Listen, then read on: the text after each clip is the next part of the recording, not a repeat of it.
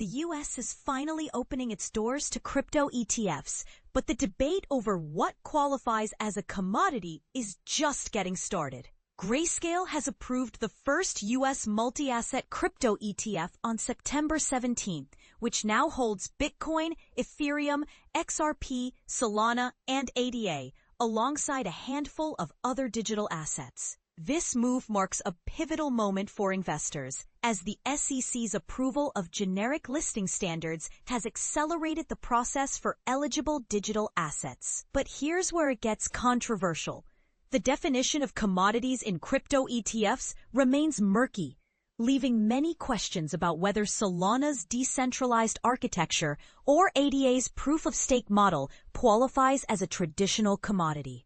Hashdex, the asset manager behind the Crypto Index ETF, expanded its offerings to include XRP, Solana, and XLM, the native token of the Solana blockchain, after the SEC's approval of generic listing rules.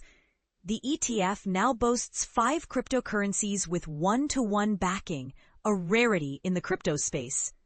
Previously, the fund only held Bitcoin and Ethereum, but this expansion signals a broader push to diversify investor exposure.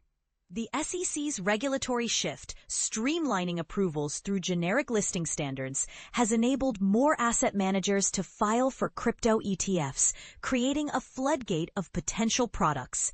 The SEC's approach reflects a stark contrast to the previous chair's policies, which prioritized enforcement over innovation. Under the current framework, most cryptocurrencies are classified as commodities, which raises concerns about how this classification impacts market dynamics.